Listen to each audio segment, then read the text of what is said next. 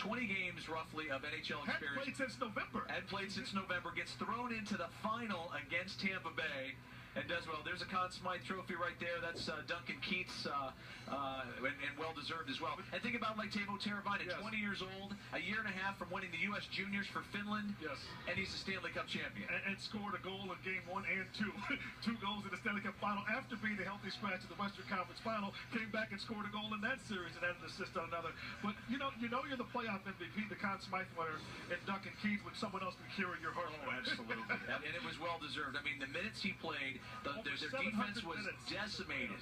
And Duncan Keith everybody said there's no way he can keep that up for 4 rounds. And you know what? Not only him, but all the defensive core kept it up for 4 rounds and got better defensively toward the end of the Stanley Cup Final. And there's Ducks, number 2, Duncan Keith. Your Conn Smythe winner. You're talking about a team now that has, just in the last 6 years, between Patrick Kane, Jonathan Toews, now Duncan Keith, Brad Richards, also a Conn Smythe winner from 11 years ago when he won a title with Tampa Bay.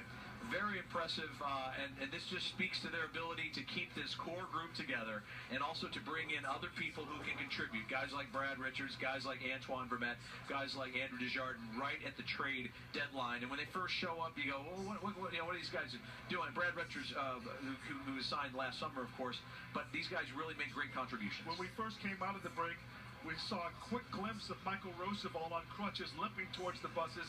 What an unfortunate break for Michael Roosevelt to suffer that broken leg in the clincher in Minnesota when they completed that sweep and not being able to take part of this championship on the ice for the conference final and the Stanley Cup final. But here he is, every bit of deserving of the accolades that all these other players are getting, because we talked about the blue line for the Blackhawks. That was such a story. These guys are so thin that they had to bring guys like Van Riemsdyk and Kimmo Timonen and Rundblad for those guys. Yeah, Kyle Kaminski too.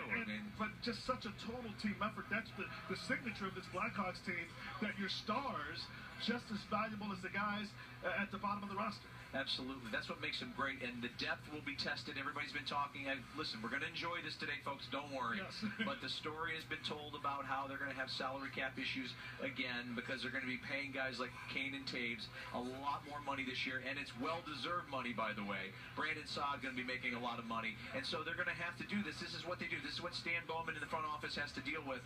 And you lose some guys. How do you fill in the blanks and keep that core group together? A year ago, after the heartbreak of losing in Game 7 to the Kings in the Western Conference Final, in short order, Stan Bowman said, don't worry, these 2 guys are our cornerstones.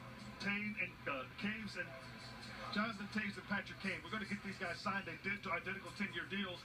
I'd say they earned their money this year. They earned their money, no question about it. They are the faces of the franchise. And as we go to break right now, we're going to keep this picture up of the trolleys, of the players, their families at the United Center getting ready to start the parade. The Blackhawks championship celebration continues on CBS 2 right after this.